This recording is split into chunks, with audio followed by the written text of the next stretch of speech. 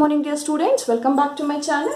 In the last video I have discussed about the meaning of poverty, the causes of poverty and the categories of poverty, right? So now when the problem ide andaga we have to find the solution for that problem, right? So when the problem ide andaga we have to find the solution. Iga poverty anno ಒಂದು problem ide, how we can eradicate that poverty, hauda? So now in this class I am going to explain the poverty elevation programs. So poverty na ತೆಗೆದು ಹಾಕಕ್ಕೆ ಏನೇನೆಲ್ಲ programs na ತಗೊಂಡಿದೆ ಅನ್ನೋದನ್ನ ಈ class ಅಲ್ಲಿ ನಾವು ನೋಡ್ತಾ ಹೋಗ್ತೀವಿ. The concept is so poverty elevation programs. So the 5-year plan and Indian constitution which says that so each and every citizen of the India they have to get the equal opportunities in all the fields. ಹೌದಲ್ವಾ, ಪ್ರತಿಯೊಬ್ಬರಿಗೂ equal opportunities ಸಿಗಬೇಕು and everyone must get the basic amenities. So ಏನೇನ್ basic equipments ಬೇಕು ಅಥವಾ ಅವರ life ನ lead ಮಾಡಕ್ಕೆ ಏನೇನ್ ಬೇಕು ಅದೆಲ್ಲದನ್ನು ಪ್ರೊವೈಡ್ ಮಾಡಬೇಕು ಅಂತ Indian constitution and the aim of 5-year plan is also thus. Okay, so ಈಗ ನಿಮಗೆ ಗೊತ್ತಿದೆ ಪಾವರ್ಟಿ ಅನ್ನೋ ಒಂದು ಪ್ರಾಬ್ಲಮ್ ಇದೆ. So how we can eradicate that poverty? So to eradicate this poverty mainly we have taken 3 steps. To eradicate the poverty we have taken 3 steps. The first one is growth oriented approach.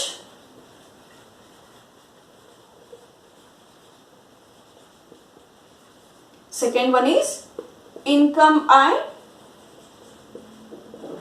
employment generation approach, and the third one is providing minimum basic needs to the people.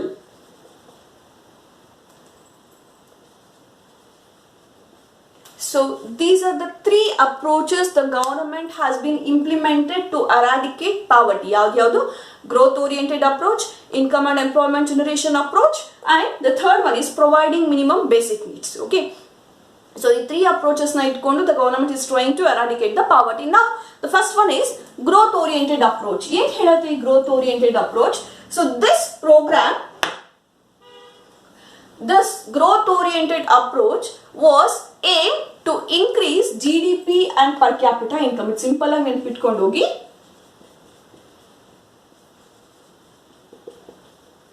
So growth oriented approach aim ಇದ್ದಿದ್ದು to increase GDP and per capita income. Okay, the growth oriented approach aimed to increase GDP and per capita income. So GDP, the total volume of final goods and services produced in a country during an year, and per capita income, each individual income of the country. India ಇರುವಂತ ಪ್ರತಿಯೊಬ್ಬ person ಏನು income earn ಮಾಡ್ತಿರ್ತಾರೆ, that's what we call per capita income ಅಂತ ಹೇಳ್ತೀವಿ, ಹೌದಲ್ವಾ? So ಯಾವುದನ್ನ ಜಾಸ್ತಿ ಮಾಡಬೇಕು ಅನ್ಕೊಂಡಿದ್ದು growth oriented approach. Okay, so the growth oriented approach try to increase the GDP and per capita income. To achieve this, the government has taken 2 steps.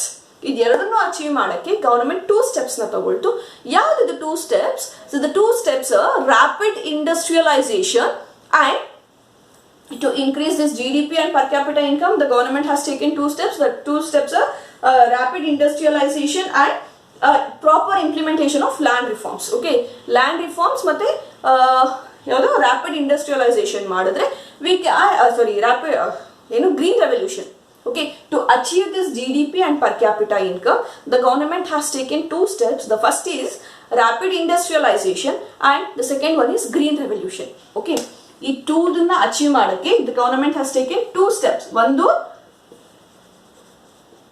rapid industrialization and another one is green revolution. Okay, ಇದನ್ನ adapt ಮಾಡ್ಕೊಳ್ತು ಏನಕ್ಕೆ? to achieve GDP and per capita income. So this was failed. This rapid industrialization and green revolution was failed because of 2 reasons. 2 reasons ಇಂದ ಇದು failure ಆಯ್ತು. The reasons ಯಾವುದು? The rapid growth of population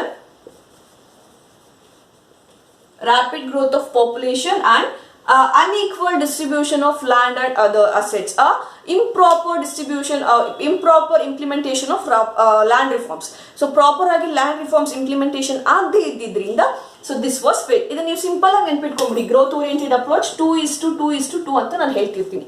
ಏನಿದು 2:2:2 ಅಂದ್ರೆ? So to achieve this growth oriented approach the government has planned to increase GDP and per capita income. ಹೌದಾ? First ಮುಗೀತು. So to achieve this, the government has taken 2 steps. ಯಾವುದು? rapid industrialization and green revolution. So this too was failed because of two reasons. Yavadu two reasons? Which are the two reasons? The first one is a rapid growth of population ಮತ್ತೆ lack of proper implementation of land reforms. ಆಗಿಲ್ಲದೆ ಇದ್ದಿದ್ರಿಂದ so this was failed. ಇದು clear ಆಗಿದೆಯಾ ನಿಮಗೆ? So 2:2:2 ನೆನಪಿಟ್ಕೊಳ್ಳಿ. First two indicates increase GDP and per capita income. Second two ಏನು ಅದಕ್ಕೆ strategies ನ ಮಾಡ್ಕೊಂಡ್ರು, that is rapid growth of population and green revolution. So that was failed because of two reasons. ಯಾವ್ದು the two reasons? Which are the two reasons? ಯಾವ್ದು? The first one is rapid growth of population and lack of proper implementation of land reforms. ಇದು clear ಆಗಿದೆಯಾ ನಿಮಗೆ? Can I move to the next one? That is income and employment generation approach. The next concept is income and employment generation approach. So ಇವಾಗ ಹೇಳ್ತಿರುವಂತದ್ದು ತುಂಬಾ important for 6 marks. The second one is income and employment generation approach. So idralli this program was initiated in the third 5-year plan. So income and employment generation program shuru agiddu in the third 5-year plan. Yavadu duration third 5-year plan do from 1961 to 66. 1961 ಇಂದ 66 ವರೆಗೂ ಇದ್ದಂತದ್ದು third 5-year plan. So ಅದರಲ್ಲಿ income and employment generation programmes ನ ಶುರು ಮಾಡ್ತಾ ಹೋದ್ರು. ಇದರಲ್ಲಿ sub points ಬರುತ್ತೆ. The first one is rural employment generation programme, REGP. ಯಾವ್ದ್ರ ಅಂಡರ್ ಇದು? Income and employment generation approach. ಅಂದ್ರೆ ಇನ್ಕಮ್ ಮತ್ತೆ ಎಂಪ್ಲಾಯ್ಮೆಂಟ್ ನ ಜನರೇಟ್ ಮಾಡಕ್ಕೆ ತಗೊಂಡಂತ programmes. First one REGP, rural employment generation programme. The full form of REGP ನಿಮಗೆ full forms ಕೇಳ್ತಾರೆ, ನೆನ್ಪಿಟ್ಕೊಳ್ಳಿ. Rural employment generation program. So ಇದನ್ನ ಯಾವಾಗ ಶುರು ಮಾಡಿದ್ರು ಇದನ್ನ ಶುರು ಮಾಡಿದ್ರು ಅನ್ನೋದಕ್ಕಿಂತ so the main aim of this REGP is to creating the employment opportunities and the small in the rural areas. The main aim of this REGP is to improve the employment opportunities where in the rural areas and the small towns. Rural areas ಮತ್ತೆ small towns ಅಲ್ಲಿ employment opportunities ನ ಜಾಸ್ತಿ ಮಾಡಬೇಕು ಅನ್ನೋದು the main aim of REGP. What's the main aim of REGP? To improve ಏನ ಜಾಸ್ತಿ ಮಾಡಬೇಕು? To increase the job opportunities in rural areas and small towns. Okay, so ಇದನ್ನ suggest ಮಾಡಿದಂತದ್ದು the Khadi and Village Industrial Committee. Khadi and Village Industrial Committee was suggested this in the year 1956. ಈ ಒಂದು program ನ suggest ಮಾಡಿದ್ದು Khadi and village industrial committee in the year 1956, but this was implemented in the year 1st April 1995. ಯಾವಾಗ REGP implement ಆಗಿದ್ದು? 1st April 1995. Suggest ಮಾಡಿದ್ದು Khadi and village industrial committee in the year 1956. So what's the aim of this? To increase the workers ratio, to provide employment opportunities in rural areas and small towns ಅಲ್ಲಿ ಇದನ್ನ ಜಾಸ್ತಿ ಮಾಡಬೇಕು ಅನ್ನೋದು. So ಇದನ್ನ suggest ಮಾಡಿದಂತದ್ದು village and Khadi industrial committee in the year 1956 and it was implemented in the year 1st April 1995. So under this program the rural people then get financial assistance in the form of bank loans to set up self-employment. Okay, so ಇಲ್ಲಿ funds ಹೆಂಗ್ ಬರುತ್ತೆ? the funds will be get by the bank loans. Okay, so ಅಲ್ಲಿ rural people ಗೆ ಬೇಕಾಗಿರುವಂತಹ funds will be given from bank loans from ಅಲ್ಲಿ the funds will be get. ಇದು clear ಆಗಿದೆಯಾ? First one ನಿಮಗೆ REGP. the main aim of REGP is to increase employment opportunities in rural areas and small towns. so ಇದನ್ನ increase ಮಾಡಬೇಕು ಅನ್ನೋದು the main intention of this REGP. it was suggested by the Khadi and Village Industrial Committee in the year 1956 and it was formulated by the government in 1st April 1995. Okay, ಇದರಲ್ಲಿ employment ಶುರು ಮಾಡಬೇಕು. ಹೆಂಗ್ ಜಾಸ್ತಿ ಮಾಡಬೇಕು? By providing financial assistance. Help ಮಾಡೋದಕ್ಕೆ ಯಾವ್ದ್ರ help? Free ಆಗಿ ಅಲ್ಲ. ಸೊ ಫಿನಾನ್ಷಿಯಲ್ ಅಸಿಸ್ಟೆನ್ಸ್ ನ ಕೊಡ್ತಾರೆ, ಹೆಲ್ಪ್ ನ ಮಾಡ್ತಾರೆ. ಅಸಿಸ್ಟೆನ್ಸ್ ಅಂದ್ರೆ ಒಂದು ಹೆಲ್ಪ್ ತರ, ಯಾವುದು ಫಿನಾನ್ಷಿಯಲ್ ಹಣಕಾಸಿನ ಹೆಲ್ಪ್ ಮಾಡ್ತಾರೆ ಥ್ರೂ ಬ್ಯಾಂಕ್ ಲೋನ್ಸ್. ಸೊ ಅಂದ್ರೆ ಲೋ ರೇಟ್ ಆಫ್ ಇಂಟ್ರೆಸ್ಟ್ ಅಲ್ಲೋ ಅಥವಾ ಸಬ್ಸಿಡಿ ಫಾರ್ಮ್ ಅಲ್ಲೋ ಕೊಡುವಂಥದ್ದು. ಓಕೆ, ಸೊ ಇದು REGP. What's the full form of REGP? Rural employment generation programme. Clear ಆಗಿದೆಯಾ ಇದು ನಿಮಗೆ? ನಾವು the next one is under income and employment generation approach ಅಲ್ಲಿ the second one is PMRY. What's the full form of PMRY? Pradhan Mantri Rozgar Yojana. Pradhan Mantri Rozgar Yojana. So this was set up in the year 1993. So Yavaga Pradhana Mantri Rozgar Yojana was started in the year 1993. So by central government. Idella heltirantadu central government schemes nan heltirantadu. So 1993 alli this PMRY Pradhana Mantri Rozgar Yojana was started in the year 1993. The main aim of this is the educated unemployees in the rural areas and low income families in urban areas. Okay, ಇಲ್ಲಿ rural areas ಅಲ್ಲಿ ಇರುವಂತ educated ಅನ್ಎಂಪ್ಲಾಯೀಸ್ಗೂ and urban areas ಅಲ್ಲಿ ಇರುವಂತ educated ಅನ್ಎಂಪ್ಲಾಯೀಸ್ಗೂ they will provide the job training. Okay, sorry, job training ಇಂತ they will provide financial assistance to set up the own industries. ಆ self employment ನ ಶುರು ಮಾಡ್ಕೊಳ್ಳೋಕೆ ಹೆಲ್ಪ್ ಮಾಡುವಂಥದ್ದು PMRY. ಸೊ ಏನಿದ್ರೆ it will provide it will try to increase the educated unemployees and educated unemployees in rural areas and low income persons in the urban areas. Ivrನ್ನ ಸೇರಿಸಿಕೊಂಡು it will provide the financial assistance to set up small industries. Okay, ಚಿಕ್ಕದಾಗಿ ಅಥವಾ cottage industries ನ ಅಥವಾ ಇನ್ನೇನೋ to set up self employment ನ ಶುರು ಮಾಡ್ಕೊಳ್ಳೋಕೆ financial assistance ನ ಕೊಡುವಂಥದ್ದು. ಓಕೆ, ಫಾರ್ ಎಕ್ಸಾಂಪಲ್ ನೋಡಿ, ಈಗ ವಿಲೇಜ್ ಅಲ್ಲಿ ಆಗಿರ್ಬೋದು ಅಥವಾ ನಮ್ಮ ಕಡೆ ತುಂಬಾ ಫೇಮಸ್ ಆಗಿರುವಂಥದ್ದು ಈ ರೋಟರಿ ಕ್ಲಬ್ ಇದೆ ಅಲ್ವಾ. ಸೊ ಈ ರೋಟರಿ ಕ್ಲಬ್ ಅಲ್ಲಿ they will provide the tailoring ಆಗಿರ್ಬೋದು, ಮೊಬೈಲ್ ರಿಪೇರಿ ಆಗಿರ್ಬೋದು, ಓಕೆ, ಆಮೇಲೆ ಬ್ಯೂಟಿಷಿಯನ್ ಕೋರ್ಸ್ ಆಗಿರ್ಬೋದು, ಎಂಬ್ರಾಯ್ಡ್ರಿ, ಎಲೆಕ್ಟ್ರಿಷಿಯನ್ ವರ್ಕ್. ಸೊ ಈ ಥರದನ್ನೆಲ್ಲದನ್ನು ಒಂದು ಬ್ಯಾಂಕ್, ಫಾರ್ ಎಕ್ಸಾಂಪಲ್ ಕೆನರಾ ಬ್ಯಾಂಕ್ನ ಒಂದು ಪ್ರಾಯೋಜಕತ್ವದಲ್ಲಿ, ಓಕೆ, ಸೊ ಈ ಥರ ಒಂದು ಸ್ಕೀಮ್ಸ್ನ ಮಾಡಿಕೊಂಡು 10th ಪಾಸ್ ಆಗಿರಬೇಕು, minimum qualification is 10th pass ಆಗಿರೋಂಥವರಿಗೆ ಈ ರೂರಲ್ ಏರಿಯಾಸಲ್ಲಿ ಟ್ರೈನ್ ಅಪ್ನ ಮಾಡ್ತಾರೆ. ಓಕೆ, ಸೊ ಟ್ರೈನ್ ಅಪ್ನ ಮಾಡಿ ಒಂದು ಸರ್ಟಿಫಿಕೇಟ್ ಪ್ರೊವೈಡ್ ಮಾಡ್ತಾರೆ. With the help of that certificate they can get the subsidies. Okay, ಸಬ್ಸಿಡೀಸ್ನ ತಗೊಂಡು ಒಂದು ಓನ್ ಟೈಲರಿಂಗ್ ಮಿಷನ್ ತಗೊಳ್ಳೋದಾಗಿರ್ಬೋದು ಅಥವಾ ಇನ್ಯಾವುದೋ ಒಂದು ಶಾಪ್ನ ಶುರು ಮಾಡೋದಾಗಿರ್ಬೋದು, ಇದೆಲ್ಲದಕ್ಕೂ ಫಿನಾನ್ಷಿಯಲ್ ಹೆಲ್ಪ್ನ ಕೊಡ್ತಾರೆ. ಯಾವುದ್ರಲ್ಲಿ? ಪ್ರಧಾನ ಮಂತ್ರಿ ರೋಜ್ಗಾರ್ ಯೋಜನಾ. ಇದು ಕ್ಲಿಯರ್ ಆಗಿದೆಯಾ ನಿಮಗೆ? ನಾವು ದ ನೆಕ್ಸ್ಟ್ ಒನ್ ಇಸ್ ಸ್ವರ್ಣ ಜಯಂತಿ ಶಹರಿ Rozgar Yojana. SJSRY, Swarna Jayanti Shahari Rozgar Yojana. So this program was implemented in the year 1997. This program was implemented in the year 1997, 1st December. ಇದರ ಏಮ್ ಏನಾಗಿತ್ತು? ದ ಅರ್ಬನ್ ಏರಿಯಾಸ್ ಅಲ್ಲಿ self employment programmes and self wage employment programmes ನ create ಮಾಡೋದು. Okay, the main aim of this Swarna Jayanti Shahari Rozgar Yojana is to promote self-employment programs and wage employment programs na shuru ಮಾಡುವಂತದ್ದಾಗಿತ್ತು.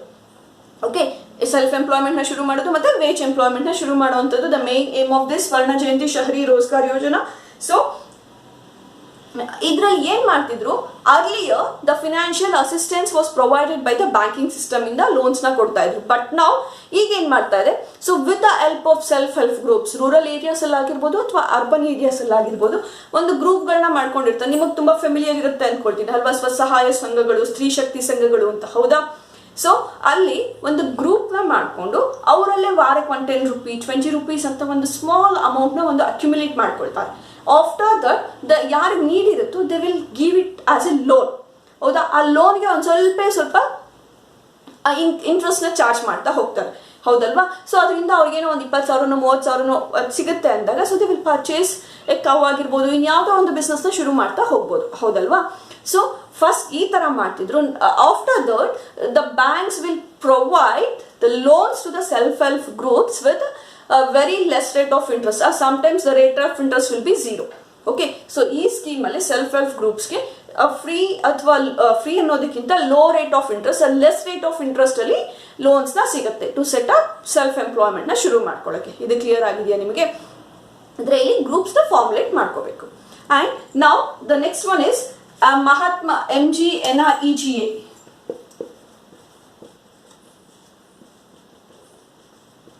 Mahatma Gandhi National Rural Employment Guarantee Act. Mahatma Gandhi National Rural Employment Guarantee Act. ಇದು ಒಂದು guarantee ಇರುವಂತ programme. ಏನು guarantee? Rural areas ಅಲ್ಲಿ minimum 100 days of work ನ ಕೊಡ್ತೀವಿ ಅಂತ ಇರುವಂತ ಒಂದು programme. So this was started in the year 2006.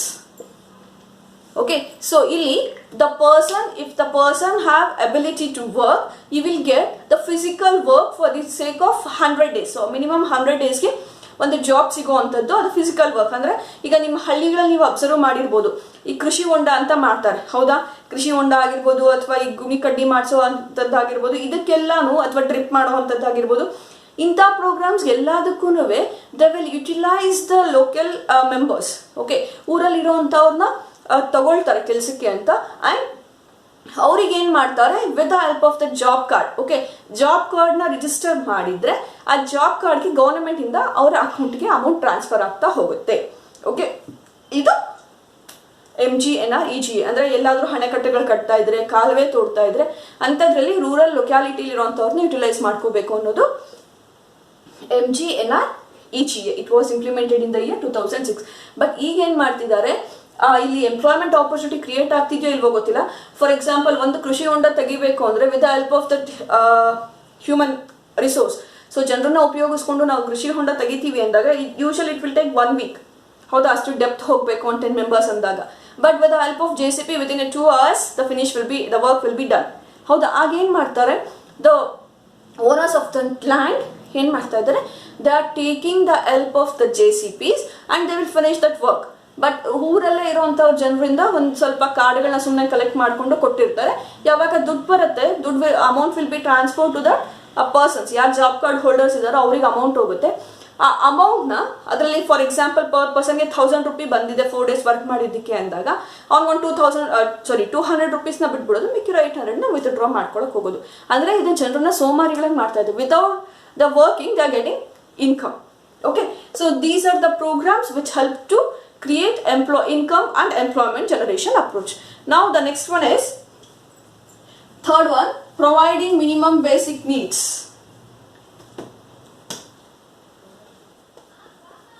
Providing minimum basic needs. Okay, so ಇಲ್ಲಿ providing minimum basic needs ಅಂತ ಬಂದಾಗ, ಸೊ ಇಲ್ಲಿ 3 ಪ್ರೋಗ್ರಾಮ್ಸ್ ತುಂಬ ಇಂಪಾರ್ಟೆಂಟ್ ಆಗುತ್ತೆ to improve the food and nutritional status. ಈ ಪ್ರೋಗ್ರಾಮ್ ಇರುವಂಥದ್ದು ಫುಡ್ ಮತ್ತು ನ್ಯೂಟ್ರಿಷನಲ್ ಸ್ಟೇಟಸ್ನ ಇಂಪ್ರೂವ್ ಮಾಡೋಕ್ಕೆ ಅಂತ. ಸೊ ಅದರಲ್ಲಿ ಫಸ್ಟ್ ಒನ್ ನಾನು ಹೇಳ್ತಿರೋದು the 3 programmes regarding increase the food and nutritional status. Food ಮತ್ತು ನ್ಯೂಟ್ರಿಷನಲ್ ಸ್ಟೇಟಸ್ನ ಇಂಪ್ರೂವ್ ಮಾಡೋಕ್ಕಿರುವಂಥದ್ದು the first one is PDS, public distribution system. ಇಲ್ಲಿ ಏನು ಮಾಡ್ತಾರೆ, ರೇಷನ್ನ ಫ್ರೀ ಆಫ್ ಕಾಸ್ಟ್ ಅಲ್ಲಿ ಕೊಡ್ತಾರೆ ಅಥವಾ ಕಮ್ಮಿ ರೇಟಲ್ಲಿ ಕೊಡ್ತಾರೆ. And with the help of this PDS they can improve the nutritional status. ಹೌದಾ, ಅಕ್ಕಿ ಕೊಡ್ತಾರೆ, ಗೋಧಿ ಕೊಡ್ತಾರೆ, ರಾಗಿ ಕೊಡ್ತಾರೆ, ಏನಕ್ಕೋಸ್ಕರ to improve the food and nutritional status. And the second one is integrated child development scheme. Integrated child development scheme ಅಂದರೆ if a pregnant lady ಆದಾಗಿಂದಾನು ಆ ಮಗು ಸ್ಕೂಲಿಗೆ ಹೋಗೋವರೆಗೂ so some amount of food grains ಆಗಿರ್ಬೋದು, ಎಗ್ ಆಗಿರ್ಬೋದು, ಅಥವಾ ಇನ್ನೇನೋ ಒಂದು ಕೆಲವೊಂದು ಐಟಮ್ಸ್ನ it will be provided by the government. ಅಂಗನವಾಡಿಗಳು ಅಂತ ಕೇಳಿಸ್ಕೊಂಡಿದ್ದೀರಲ್ವಾ, ಊರಲ್ಲಿ ಯಾರ ಹತ್ರ ಕನ್ಸೀವ್ ಆಗಿದ ತಕ್ಷಣ ಅಥವಾ ಪ್ರೆಗ್ನೆಂಟ್ ಆಗಿದ ತಕ್ಷಣ the name will be registered in the anganwadi. ಹೌದಾ, ಸೊ ಅವರು ಗವರ್ನಮೆಂಟ್ ಕಡೆಯಿಂದ ಪ್ರತಿ ತಿಂಗಳು ಇಷ್ಟು ರೇಷನ್ ಅಂತ ಪ್ರೊವೈಡ್ ಮಾಡ್ತಾ ಹೋಗ್ತಿರ್ತಾರೆ. ಅದು ಮಿಲ್ಕ್ ಪೌಡರ್ ಆಗಿರ್ಬೋದು, ಕಡಲೆ ಬೀಜ, ಅಕ್ಕಿ, ಈ ಥರದನ್ನೆಲ್ಲ ಕೊಡ್ತಾ ಹೋಗ್ತಿರ್ತಾರೆ. ಟಿಲ್ ಎಲ್ಲಿವರೆಗೂ ಆ ಮಗು ಅಂಗನವಾಡಿಗೆ ಸೇರ್ಕೊಳ್ಳೋವರೆಗೂ ಇದೆಲ್ಲದನ್ನು ಪ್ರೊವೈಡ್ ಮಾಡ್ತಾ ಹೋಗ್ತಾರೆ. ಏನಕ್ಕೆ, ಒಂದು ಮಗುವಿನ ಆಲ್ ರೌಂಡ್ ಡೆವಲಪ್ಮೆಂಟ್. ಇವಾಗ ಗೊತ್ತಿದೆ ಅಲ್ವಾ ನಿಮಗೆ, ಅಂಗನವಾಡಿಲಿ ಏನು ಎಗ್ ಕೊಡ್ತಾರಂತೆ ಮಕ್ಕಳಿಗೆ, ಅಕ್ಕಿ ಕೊಡ್ತಾರಂತೆ, ಅನ್ನ ಮಾಡಿಕೊಡ್ತಾರೆ, ಏನೇನೋ ವೆರೈಟೀಸ್ ಪ್ರೋಗ್ರಾಮ್ಸ್ ಎಲ್ಲ ಇದೆ. ಅದರ ಜೊತೆಗೆ up to the age of ನೀವು ಸೆಕೆಂಡ್ PU ಬರೋವರೆಗೂ ಈಗ ರೂರಲ್ ಏರಿಯಾಸಲ್ಲಿ ಇರ್ಬೋದು ಈ ಸ್ಕೀಮ್. ಹೌದಾ, ಹೆಣ್ಮಕ್ಳು ಯಾರು ಇರ್ತಾರೆ ಆ ಹೆಣ್ಣು ಮಕ್ಕಳಿಗೆ ಏನು ಮಾಡ್ತಿರ್ತಾರೆ, ಅವ್ರನ್ನ ಅಲ್ಲಿ ಕರೆಸ್ಕೊಂಡ್ಬಿಟ್ಟು ದೇ ವಿಲ್ ಪ್ರೊವೈಡ್ ಅಕ್ಕಿ, ಆಮೇಲೆ ಹೆಸರುಬೇಳೆ, ಬೆಲ್ಲ, ಕಡಲೆ ಬೀಜ, ಈ ಥರ ಕೆಲವೊಂದು ಐಟಮ್ಸ್ನ ಕೊಡ್ತಾರೆ. ಏನಕ್ಕೆ, ಫಾರ್ ದ ಡೆವಲಪ್ಮೆಂಟ್ಗೋಸ್ಕರ. ಓಕೆ, ಇದು ಯಾವ ಪ್ರೋಗ್ರಾಮಲ್ಲಿ ಬರುತ್ತೆ, food and to improve the food and nutritional programme. And the next one is mid day meals. ಗೊತ್ತಿದೆಯಾ ಏನಿದು ಮಿಡ್ ಡೇ ಮೀಲ್ಸ್? ಯಾರಿಗೆ ಕೊಡ್ತಾರೆ, ಗವರ್ನಮೆಂಟ್ ಸ್ಕೂಲಲ್ಲಿ ಓದುವಂಥ ಮಕ್ಕಳಿಗೆ ಮಧ್ಯಾಹ್ನದ ಊಟನ ಪ್ರೊವೈಡ್ ಮಾಡೋ ಅಂಥದ್ದು. ಸೊ ಪಾಪ ರೂರಲ್ ಏರಿಯಾಸಲ್ಲಿ 2 mealsನ ಫುಲ್ಫಿಲ್ ಮಾಡ್ಕೊಳಕ್ಕಾಗದೇ ಇರೋರು, ಅಯ್ಯೋ ನನ್ನ ಮಗು ಸ್ಕೂಲಿಗೆ ಹೋದ್ರೆ 1 ಹೊತ್ತಾದ್ರೂ ಊಟ ಸಿಗುತ್ತಲ್ವಾ ಅನ್ನೋ ಇಂಟೆನ್ಷನಿಂದ ಸ್ಕೂಲಿಗೆ ಕಳಿಸುವಂಥ ಎಷ್ಟೊಂದು ಜನ ಪೇರೆಂಟ್ಸ್ ಇರ್ತಾರೆ. ಓಕೆ, ಅವರಿಗೋಸ್ಕರ ಲಾಂಚ್ ಮಾಡಿರುವಂಥದ್ದು mid day meals. So government ಸ್ಕೂಲ್ಸಲ್ಲಿ ಆ್ಯಂಡ್ ಏಡೆಡ್ ಸ್ಕೂಲ್ಸಲ್ಲಿ they will provide afternoon food to the students to improve the food and nutritional status. ಇದು ಕ್ಲಿಯರ್ ಆಗಿದೆಯಾ? ಸೊ ಯಾವ್ದ್ರಲ್ಲಿ ಪ್ರೊವೈಡಿಂಗ್ ಮಿನಿಮಮ್ ಬೇಸಿಕ್ ನೀಡ್ಸ್ ಇದಾಯ್ತು. ಇದು ಫುಡ್ ಅಂಡ್ ನ್ಯೂಟ್ರಿಷನಲ್ ಸ್ಟೇಟಸ್ ಇರುವಂತ programmes. ನಾವು providing basic infrastructure in rural areas. Second one, basic infrastructure in rural areas. Basic infrastructure in rural areas. So rural areas alli basic infrastructure na create ಮಾಡಕ್ಕೆ ಇರುವಂತ programs PMGSY and the next one is PMGY. So ಏನಿದು ಪ್ರಧಾನ ಮಂತ್ರಿ ಗ್ರಾಮ ಸಡಕ್ ಯೋಜನಾ, ಪ್ರಧಾನಮಂತ್ರಿ ಗ್ರಾಮ ಸಡಕ್ ಯೋಜನಾ and ಪ್ರಧಾನಮಂತ್ರಿ ಗ್ರಾಮೋದಯ ಯೋಜನಾ. ಪ್ರಧಾನಮಂತ್ರಿ ಗ್ರಾಮೋದಯ ಯೋಜನಾ and ಪ್ರಧಾನಮಂತ್ರಿ ಗ್ರಾಮ ಸಡಕ್ ಯೋಜನಾ. These two programs will provide the basic infrastructure to the rural areas. ಈಗ ನೀವು ಅಬ್ಸರ್ವ್ ಮಾಡಿ, ನಿಮ್ಮ ಊರಲ್ಲಿ ಎಲ್ಲಾದ್ರೂ ಒಂದು ಹೊಸದಾಗಿ ಸಿಮೆಂಟ್ ರೋಡ್ ಕನ್ಸ್ಟ್ರಕ್ಷನ್ ಆಗ್ತಿದ್ರೆ, ಓಕೆ, ಸಿಮೆಂಟ್ ರೋಡ್ ಕನ್ಸ್ಟ್ರಕ್ಷನ್ ಆದ್ಮೇಲೆ ಅಲ್ಲೊಂದು ಬೋರ್ಡ್ ಹಾಕಿರ್ತಾರೆ ಬಿಗಿನಿಂಗ್ ಅಲ್ಲೂ ಅಥವಾ ಎಂಡಿಂಗ್ ಅಲ್ಲೂ, ಎಲ್ಲಿಂದ ಎಲ್ಲಿಗೆ ಡಿಸ್ಟೆನ್ಸ್, ಯಾವ ಪ್ರೋಗ್ರಾಮ್ ಅಲ್ಲಿ ಅದನ್ನ ಲಾಂಚ್ ಮಾಡಿದೀವಿ, ಎಷ್ಟು ಎಕ್ಸ್ಪೆಂಡಿಚರ್ ಆಗಿದೆ, ಹೌದಾ? ನಿಮ್ಮ ರೋಡಿಗೆ ಊರಾಗಿದ್ದಾಗ ಅದೆಲ್ಲ ಎಲ್ಲಿ ಬರುತ್ತೆ? ಈ ಪ್ರೋಗ್ರಾಮ್ಸ್ ಅಲ್ಲಿ ಬರುತ್ತೆ. ಓಕೆ, ಪ್ರಧಾನಮಂತ್ರಿ ಗ್ರಾಮ ಸಡಕ್ ಯೋಜನಾ ಅಂಡ್ ಪ್ರಧಾನಮಂತ್ರಿ ಗ್ರಾಮೋದಯ ಯೋಜನಾ ಅಂಡರಲ್ಲಿ ರೂರಲ್ ಏರಿಯಾಸ್ಗೆ ಬೇಕಾಗಿರುವಂತ ಒಂದು ಬೇಸಿಕ್ ಇನ್ಫ್ರಾಸ್ಟ್ರಕ್ಚರ್, ಅದು ರೋಡ್ಸ್ ಆಗಿರ್ಬೋದು, ಅಥವಾ ಡ್ರೈನೇಜ್ ಸಿಸ್ಟಮ್ನ ಕ್ಲೀನ್ ಮಾಡೋದಾಗಿರ್ಬೋದು, ಅಥವಾ ಅಂಗನವಾಡಿ ಎಸ್ಟಾಬ್ಲಿಷ್ ಮಾಡೋದಾಗಿರ್ಬೋದು, ಇದೆಲ್ಲದನ್ನು ಶುರು ಮಾಡುವಂಥದ್ದು ಆ ಬೇಸಿಕ್ ಇನ್ಫ್ರಾಸ್ಟ್ರಕ್ಚರ್ ಅಥವಾ ಈ ಎರಡು ಪ್ರೋಗ್ರಾಮ್ಸ್ ಅಲ್ಲಿ ಶುರು ಮಾಡ್ತಾ ಹೋಗ್ತಾರೆ. ನಾವು the next one is shelter to the poor people.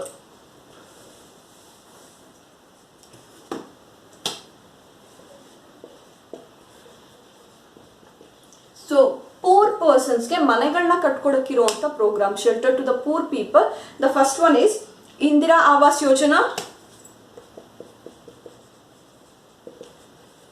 Indira Awas Yojana. The next one Valmiki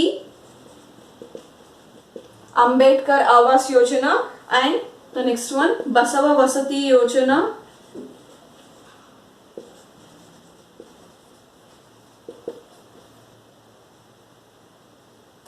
Basava Vasati ಯೋಜನಾ ಈ ಸ್ಕೀಮ್ಸ್ ನ ಲಾಂಚ್ ಮಾಡಿದೆ ಏನಕ್ಕೆ? To provide shelter to the rural people.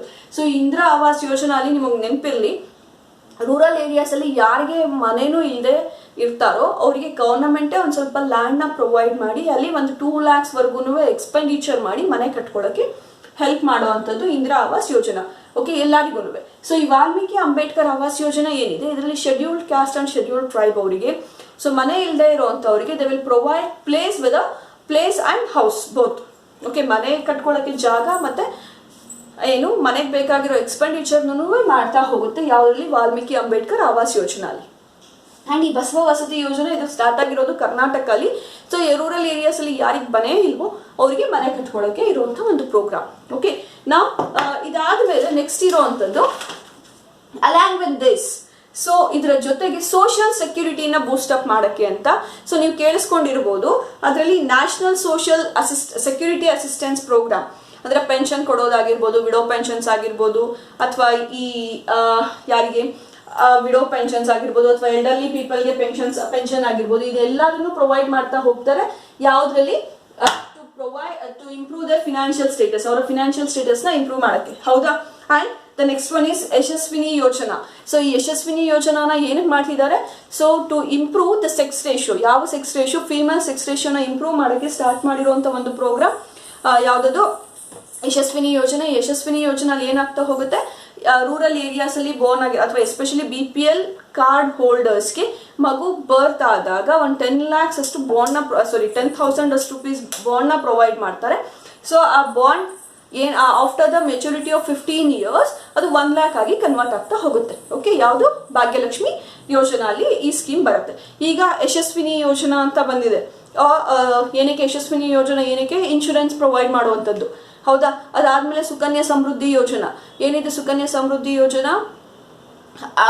ಎಲ್ಲ ಹೆಣ್ಮಕ್ಳಿಗೂ within the age of 13 years ವರೆಗೂ 15 years ವರೆಗೂ ಇರುವಂತ ಮಕ್ಕಳಿಗೆ ಪ್ರತಿ ಮಂತ್ ಪ್ರತಿ ವೀಕ್ ನೀವು ಎವ್ರಿ ಇಯರ್ ನೀವು ಎಷ್ಟಾದ್ರೂ ಇನ್ವೆಸ್ಟ್ಮೆಂಟ್ ಮಾಡ್ತಾ ಹೋಗ್ಬೋದು. ಬಟ್ ಇದೆಲ್ಲ ಮನಿ ಟೈಮ್ಸ್ ಡೆಪಾಸಿಟ್ ಮಾಡೋದು, 1 time ವಿತ್ಡ್ರಾವಲ್ ಮಾಡುವಂತ ಒಂದು ಆಪ್ಷನ್ ಇರುವಂತದ್ದು. ನಾವು ಇದರ ಜೊತೆಗೆ ನೀವು ಇವಾಗ ಹೊಸದಾಗಿ ಕೇಳಿಸ್ಕೊಂಡಿರ್ಬೋದು, ಝೀರೋ ಬ್ಯಾಂಕ್ ಅಕೌಂಟ್ ಅಂತ ಮಾಡಿಸ್ತಿದ್ದಾರೆ ಅಂತ, ಹೌದಾ?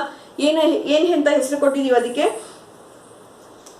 ಜನ್ಧನ್ ಯೋಜನಾ ಹೌದಾ, ಪ್ರಧಾನಮಂತ್ರಿ ಜನ್ಧನ್ ಯೋಜನಾ. ಈ ಪ್ರಧಾನಮಂತ್ರಿ ಜನ್ಧನ್ ಯೋಜನಲ್ಲಿ ಏನ್ ಮಾಡ್ತಿದ್ದಾರೆ, ಸೊ ಫ್ರೀ ಆಫ್ ಕಾಸ್ಟ್ ಅಲ್ಲಿ ಬ್ಯಾಂಕ್ ಡೆಪಾಸಿಟ್ಸ್ ನ ಅಥವಾ ಬ್ಯಾಂಕ್ ಅಕೌಂಟ್ ನ ಓಪನ್ ಮಾಡಿಸೋದು with the help of that. ಅದನ್ನ ಓಪನ್ ಮಾಡಿಸಿ ಆದ್ಮೇಲೆ ಅದಕ್ಕೆ ಏನ್ ಸಬ್ಸಿಡೀಸ್ ಇರ್ಬೋದು ಇದೆಲ್ಲದೂ ಆ ಅಕೌಂಟ್ಗೆ ಹೋಗೋ ತರ ಅಂತ ಮಾಡುವಂತ ಪ್ರೋಗ್ರಾಮ್. ಸೊ ಇದೆಲ್ಲಾನು programs to eradicate the poverty. So ಪಾವರ್ಟಿನ ಎರಾಡಿಕೇಟ್ ಮಾಡಕ್ಕೆ ಇರುವಂತ ಇದೆಲ್ಲಾನು ಪ್ರೋಗ್ರಾಮ್ಸ್. ಇದು ಕ್ಲಿಯರ್ ಆಗಿದೆಯಾ? ಸೊ ಇದಾದ್ಮೇಲೆ ಇಷ್ಟೆಲ್ಲ ಪ್ರೋಗ್ರಾಮ್ಸ್ ಇದ್ರು, whether the poverty has been eradicated in a country, ಇದೆಲ್ಲ ಇದ್ರು ಪಾವರ್ಟಿ ಎರಾಡಿಕೇಶನ್ ಇಷ್ಟೆಲ್ಲ ಪ್ರೋಗ್ರಾಮ್ಸ್ ಇದ್ರು, ಸೊ ಪಾವರ್ಟಿ ಹೊಟ್ಟೋಗಿದ್ಯಾ ಇಂಡಿಯಾ ಇಂದ? ನೋ, ಯಾಕಾಗಿಲ್ಲ? ಸೊ ಇದು ನೆಕ್ಸ್ಟ್ ಕಾನ್ಸೆಪ್ಟ್ ನಿಮಗೆ, a critical assessment of poverty alleviation programs. So poverty alleviation programs just simple ಆಗಿ ಹೇಳಿ ಮುಗಿಸ್ತೀನಿ ಇದನ್ನ. ಇದರಲ್ಲಿ first one unequal distribution of land and other assets ಅಂತ. ಓಕೆ, ಸೊ ಪ್ರಾಪರ್ ಆಗಿ land and other asset distribute ಆಗಿಲ್ಲ, ಇದು ಒಂದು main reason. And the second one is non poor are getting the much benefits. Poor ಪರ್ಸನ್ಸ್ಗಿಂತ non ಪೂರೇ ಎಷ್ಟೊಂದು ಬೆನಿಫಿಟ್ಸ್ನ ತಗೊಳ್ತಿದ್ದಾರೆ. ನಾನು ಹೇಳಿದೆ ಈಗ BPL ಕಾರ್ಡ್ ಹೋಲ್ಡರ್ಸ್ಗೆ ಪ್ರೊವೈಡಿಂಗ್ ಯಾವುದರಲ್ಲಿ ಫುಡ್ ಅಂಡ್ ನ್ಯೂಟ್ರಿಷನಲ್ ಸ್ಟೇಟಸ್ನ ಪ್ರೊವೈಡ್ ಮಾಡೋಕ್ಕೆ ಅಂತ ಕೊಡ್ತಿದ್ದಾರೆ ಅಂತ, ಹೌದಲ್ವಾ? ಸೊ ಏನು ಕೊಡ್ತಿದ್ದಾರೆ, ಅದರ ಇನೋವಾ ಕಾರಲ್ಲಿ ಬಂದು ರೇಷನ್ನ ತೊಗೊಂಡು ಹೋಗ್ತಾರೆ ಅಂತ ಜಸ್ಟ್ ಇಮ್ಯಾಜಿನ್ ಯಾರು ತೊಗೊಳ್ತಾ ಇದ್ದಾರೆ ಬೆನಿಫಿಟ್ಸ್ನ, ಹೌದಾ? ಸೊ ಈಗ ಸ್ವಸಹಾಯ ಸಂಘಗಳು ಅಥವಾ ಸ್ತ್ರೀ ಶಕ್ತಿ ಸಂಘಗಳು ಏನು ಹೇಳಿದೆ, ಅದರಲ್ಲಿ ಆ ಒಂದು ಕೋಆಪರೇಟಿವ್ ಸೊಸೈಟಿಲಿ ಯಾರು ತುಂಬ ಫೇಮಸ್ ಆಗಿರೋ ಪರ್ಸನ್ ಇರ್ತಾನೆ ಅವನ್ನ ಎಲ್ಲ ಬೆನಿಫಿಟ್ಸ್ ತಗೊಳ್ತಾ ಇರ್ತಾರೆ, ಹೌದಾ? So the second one is non poor are getting the much benefits. And the third one is the bank employees or other organization engaged in activities that are much corrupted. So ಜಾಸ್ತಿ corrupt ಆಗಿಬಿಟ್ಟಿದ್ದಾರೆ. ಅಂದರೆ ಒಂದು 1000 rupees sanction ಮಾಡಬೇಕು ಅಂದರೆ 200 rupees ಅಲ್ಲೇ ಕೊಟ್ಟರೆ remaining 800 rupees will transfer to the person. So ಅಂದಾಗ ಅವನಿಗೆ ಎಲ್ಲಿ ಸಾಧ್ಯ ಆಗುತ್ತೆ to overcome with that poverty. And insufficient resources allotted for this programmes. ಈ ಪ್ರೋಗ್ರಾಮ್ಸ್ಗೆ ಅಲಾಟ್ ಆಗಿರುವಂಥ ಮನಿ ತುಂಬ ಕಮ್ಮಿ ಇದೆ. So these are the demerits. And because of these reasons, and the non-poor doesn't have information regarding this. So, ಈ ಥರ ಎಲ್ಲ programmes ಇದೆ ಅಂತ ಎಷ್ಟೊಂದು ಜನಕ್ಕೆ ಇನ್ಫಾರ್ಮೇಷನ್ ಇಲ್ಲದೆ ಇರುವಂಥ ಒಂದು ಸಿಚುಯೇಷನ್ ಇರಬಹುದು. Okay, so because of this, the poverty elevation programs are not successfully implemented in our country. So, ಇಲ್ಲಿಗೆ poverty lesson ಮುಗಿತು. Thank you. Keep watching.